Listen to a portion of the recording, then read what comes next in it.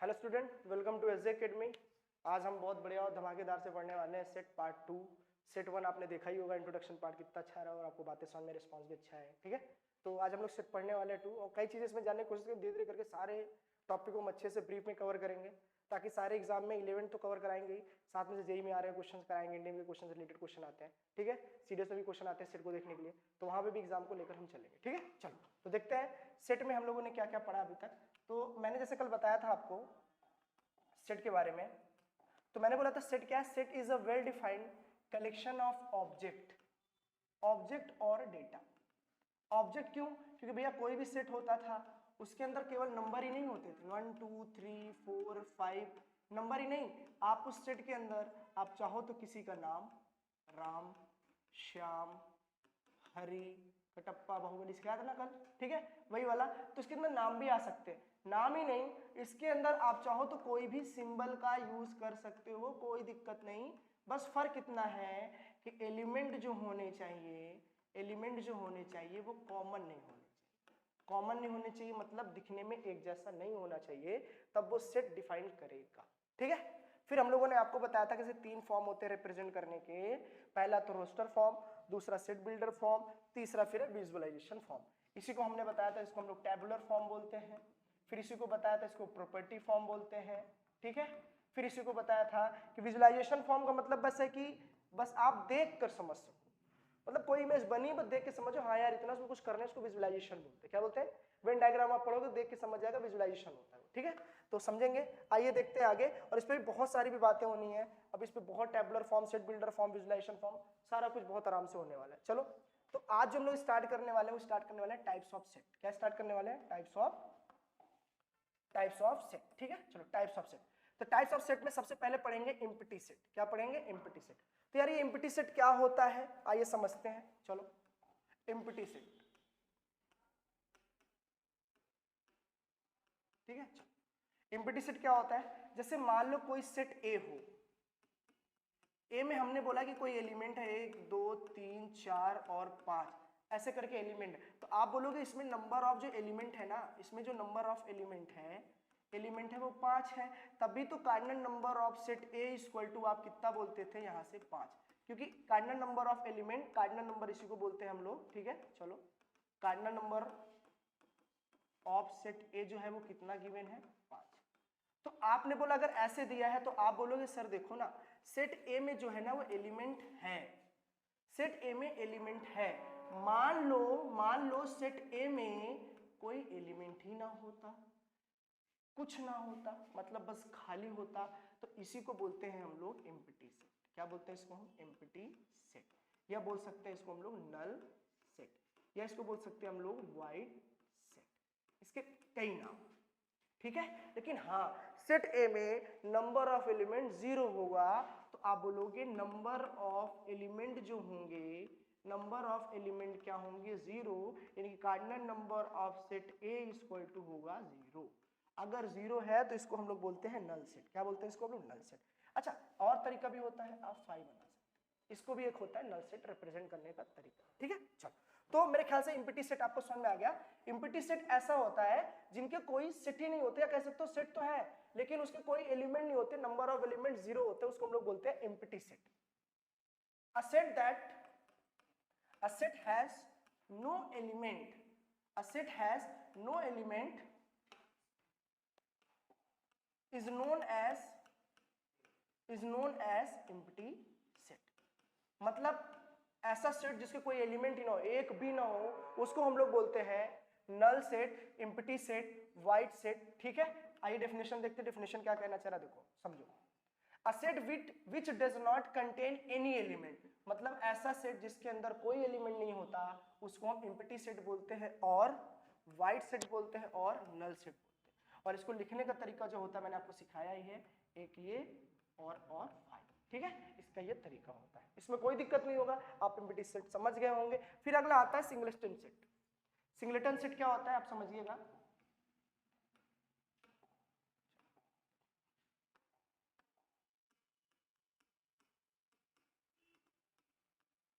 Singleton set का मतलब क्या होता है, जैसे मैं आपको समझाऊं यहाँ पे समझने के लिए, फिर से वही देख लो। सेट ए ले लो, सेट ए में एक एलिमेंट, दो एलिमेंट, 3 एलिमेंट, 4 एलिमेंट, 5 एलिमेंट। तो आप बोलोगे नंबर ऑफ एलिमेंट यहाँ पे कितने आ गए, तो आप बोलोगे यहाँ पे नंबर ऑफ एलिमेंट 5 आ गए। तो आप लोगों कार्डिनल नंबर ऑफ सेट ए कितने आ गए, 5। कई लोग कंफ्यूज होंगे कार्डिनल नंबर ऑफ सेट ए 5, इसको ऐसे कैसे लिख दिया, तो पार्ट 1 जाके आप देखो इंट्रोडक्शन में, आपको समझ में आ जाएगा। ठीक है, चलो फिर ये हुआ कि यहाँ पर देखा तो 5 एलिमेंट आ रहे हैं, कितने आ रहे हैं, 5। लेकिन हाँ, अगर सेट कोई एक हो, एलिमेंट मतलब सेट ए हो और उसके अंदर एलिमेंट कोई एक हो बस, मतलब number of element is only 1, मतलब ऐसा सेट जिसके एलिमेंट केवल एक हो, तो बोलोगे number of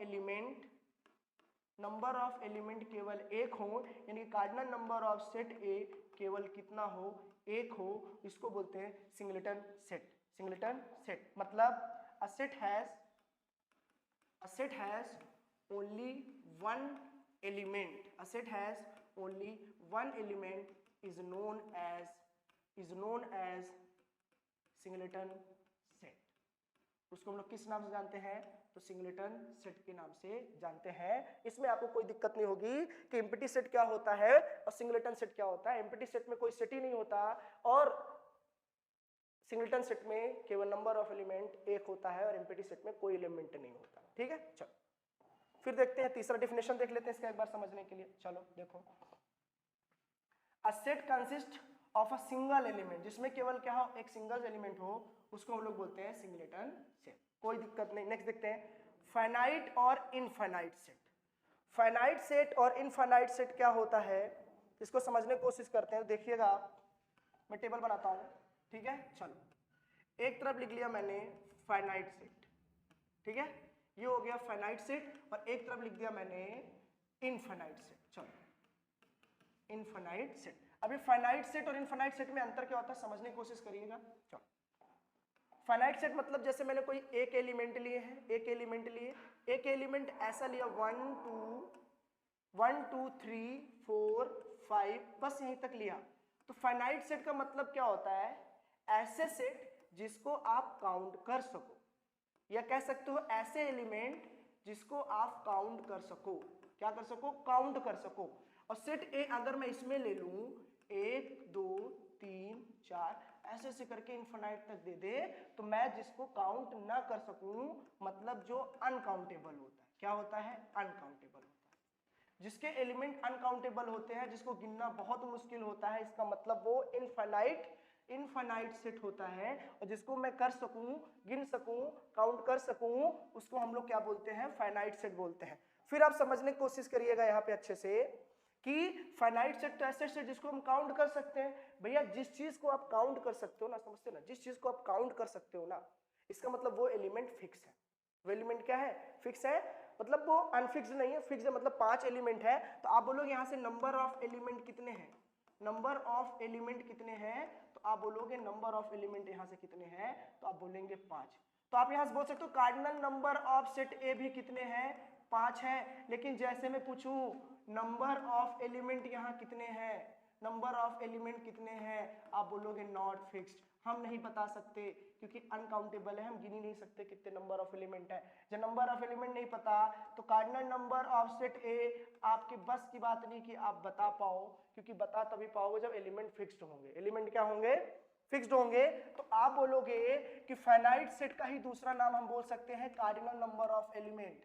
cardinal number of element अगर आप फाइंड कर सकते हैं तो सिर्फ फाइनाइट सेट में फाइंड कर सकते हैं, इनफाइनाइट सेट पे नहीं। क्योंकि फाइनाइट सेट में आपको पता होता है नंबर ऑफ एलिमेंट्स कितने होते हैं, और इनफाइनाइट सेट में आपको बिल्कुल नहीं पता होगा कि नंबर ऑफ एलिमेंट और नंबर ऑफ कार्डिनल नंबर्स कितने हैं, वहां पे आप नहीं बता सकते।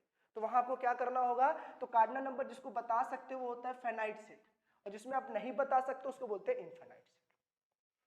ठीक है, समझ में आ गया होगा फाइनाइट सेट इनफाइनाइट सेट क्या होता है। फाइनाइट सेट ऐसे जिसके एलिमेंट फिक्स्ड होते हैं, इनफाइनाइट सेट्स जिसके एलिमेंट फिक्स्ड नहीं होते, जो बस बढ़ते जाते, कहां तक जाते हमको नहीं पता, इसलिए इनफाइनाइट लिख दिया। स्पेसिफिक तरीके से आप एलिमेंट यहां फाइंड नहीं कर सकते, एलिमेंट नहीं फाइंड कर सकते तो आप कार्डिनल नंबर भी नहीं बता पाए। कार्डिनल नंबर क्या शो करता है, नंबर ऑफ एलिमेंट ही तो शो करता है। कार्डिनल नंबर क्या शो करता है, तो नंबर ऑफ एलिमेंट्स ही तो शो करता है, आप नहीं बता पाएंगे।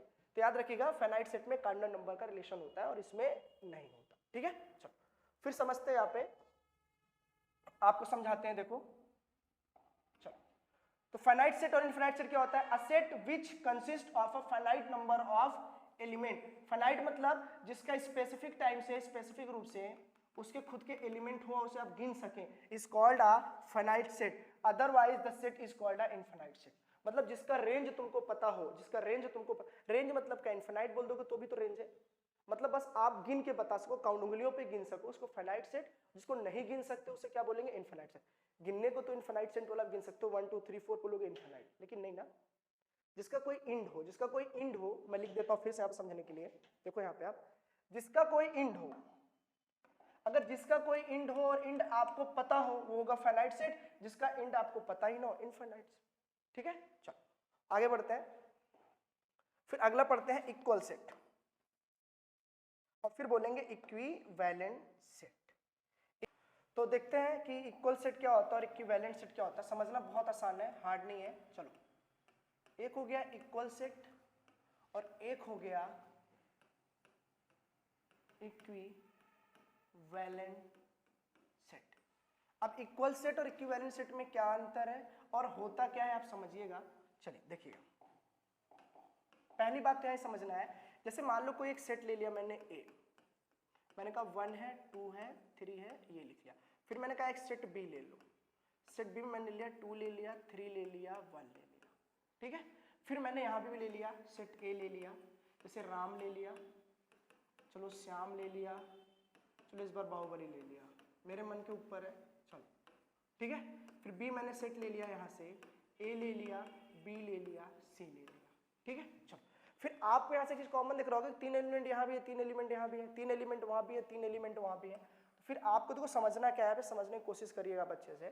चलो, इक्वल सेट क्या रिप्रेजेंट करता है? इक्वल सेट ये कहता है, पहली बात सुनिएगा, कि नंबर ऑफ एलिमेंट इक्वल हो, number of elements are equal in both set. दोनों सेट के नंबर ऑफ एलिमेंट्स क्या होने चाहिए? तो इक्वल होने चाहिए, इक्वल होने चाहिए। तो 3 यहां भी हैं, 3 यहां भी हैं, तो ये बात इक्वल सेट ने कहा। फिर इक्विवेलेंट सेट ने क्या कहा? कि number of elements are equal in both sets. इन्होंने भी यही बात बोल दी कि जो बात इक्वल सेट ने बोली वही बात इक्विवेलेंट सेट ने बोल दी, कि यहाँ पे नंबर ऑफ एलिमेंट्स इक्वल होने चाहिए, यहाँ भी नंबर ऑफ एलिमेंट्स इक्वल होने चाहिए। यहाँ पे भी 3 एलिमेंट, तो इस सेट में भी 3 एलिमेंट, इसलिए इनके एलिमेंट आपस में क्या है? इक्वल है। लेकिन फिर इक्वल इक्विवेलेंट में अंतर क्या है? तो आप देखो मैं क्या बोल रहा हूं यहाँ पे, दूसरी बात, name of element is also equal. Name of element का मतलब होगा तो जो एलिमेंट लिखे 1 2 3, तो डिक्टो इस सेट में भी होने चाहिए 1 2 3 1 2 3। लेकिन आप कहोगे यार ये 1 2 3 लिखा है, 2 3 1 लिखा है, तो फिर इक्वल सेट ने बोला नो नीड टू अरेंजमेंट, कोई जरूरत नहीं है कि जैसा ऊपर वाला हो वैसा ही नीचे वाला हो। हाँ, गिनने में उतना ही हो, दिखने में भी वैसा ही हो, लेकिन एकदम एक सीरीज में लिखा हो डिक्टो वैसा, तो ये जरूरी नहीं है। ये कौन कह रहा है? तो ये कह रहा है इक्वल सेट, ये कह रहा है इक्वल सेट। फिर आगे देखते हैं, ये समझ में आया। फिर यहाँ देखते हैं, इन्होंने कहा कि नंबर ऑफ एलिमेंट तो एक जैसा हो, गिनने में तो एक जैसा हो, लेकिन दिखने में एक जैसा हो ये जरूरी नहीं है। ये बात कौन कहता है? Equivalent set. यानी कि name of element is not necessary to be equal। मतलब कि नेम ऑफ एलिमेंट जो है वो एकदम इक्वल हो, दिखने में एक जैसा हो, ये जरूरी नहीं है। यहाँ पे नंबर ऑफ एलिमेंट बता रहा हूँ, यहाँ पे नेम ऑफ एलिमेंट बता रहा हूँ। Number of element, number element दोनों सही है, लेकिन यहाँ पे नेम ऑफ एलिमेंट इक्वल होना चाहिए, और यहाँ पे नेम ऑफ एलिमेंट इक्वल हो जरूरी नहीं है। यहाँ राम श्याम बाहुबली, यहाँ पे भी सी है, नंबर ऑफ एलिमेंट सेम है लेकिन दिखने में एक जैसा नहीं है, तो ये होता है इक्विवेलेंट सेट। ठीक है। और ये क्या होता है, इक्वल सेट। तो इक्वल सेट के भी 3 बातें समझ में आ गई, इक्विवेलेंट की भी आपको 2 बातें समझ में आ गई, ठीक है। चलो फिर ऐसे एग्जांपल दे दूं मैं आपको कि सेट ए लिखा है, उसमें लिखा है x y z, फिर मैं लिखा सेट बी लिखा है a b और c। आप बोलिए कौन सा सेट है, आप बोलो नंबर ऑफ एलिमेंट्स तो इक्वल है, नंबर ऑफ एलिमेंट्स क्या है, इक्वल है, लेकिन नेम ऑफ एलिमेंट क्या है, अनइक्वल है, मतलब दिखने में सेम नहीं है, इसीलिए तो इसको क्या बोला जाता है, इक्विवेलेंट। क्या बोला जाता है इसको हम, इक्विवेलेंट सेट। चलो तो ये बात आपको समझ में आ गई होगी क्या होता है इक्वल सेट और क्या होता है इक्विवेलेंट सेट। थोड़ा प्रॉपर्टी देखते हैं यहाँ पे, देखो इसकी डेफिनेशन क्या बोल रहा है, सुनिएगा। चलो इक्वल सेट क्या होता है देखिएगा, two sets A and B are said to be equal if elements of a set A is also an element of set B। यानी कि सेट A में जितने एलिमेंट हो सेम उतने ही एलिमेंट कितने हो, B में हो, और क्या बोला है, और वाइस वर्सा। मतलब देखो मैंने यही तो समझाया है आपको, यहाँ पे देखो समझो इस चीज को। चलो कि इक्वल सेट क्या होता है कि A में जो सेट एलिमेंट है वही सेम डिक्टो दिखने में B जैसा भी हो, गिनने में भी और दिखने में ऐसा। अरेंजमेंट जरूरी नहीं है, लेकिन जितने नंबर यहाँ पे उतने नंबर यहाँ हो, जो नंबर यहाँ हो वही नंबर यहाँ हो, दिखने में और गिनने में एक जैसा हो, उसको इक्वल सेट बोलते हैं, ठीक है। चलो फिर अगला देखते हैं equivalent set. Two finite set A and B are said to be equal if the number of element but not a name of element। लिखना ही नहीं है, थोड़ा इनकम्प्लीट है, इस चीज को देख लेते हैं। नंबर ऑफ एलिमेंट तो इक्वल हो, लेकिन नेम ऑफ एलिमेंट इक्वल हो ये जरूरी नहीं है। नेम ऑफ एलिमेंट दिखने में एक जैसा ना हो, नंबर ऑफ एलिमेंट एक जैसा हो, उसको बोलते हैं इक्विवेलेंट सेट। तो आप ये चीज समझ गए होंगे कि इक्विवेलेंट सेट क्या होता है, इक्वल सेट क्या होता है, ठीक है। चलो तो कल जो हम लोग पढ़ने वाले हैं वो हमारा काफी इंपॉर्टेंट पॉइंट होने वाला है, वो है हमारा सबसेट। सबसेट क्या होता है, सबसेट को फाइंड कैसे करते हैं, ठीक है। फिर आप पढ़ेंगे पावर सेट, फिर आप पढ़ेंगे यूनिवर्सल सेट, डिसजॉइंट सेट, ऐसे करके धीरे धीरे करके आप सारा कुछ पढ़ते चले जाएंगे। हम लोग धीरे धीरे करके ऐसे मिलते रहेंगे और बहुत जल्द पार्ट को जल्दी से कंप्लीट करके आगे मिलेंगे, ठीक है। चलो टाटा बाय बाय।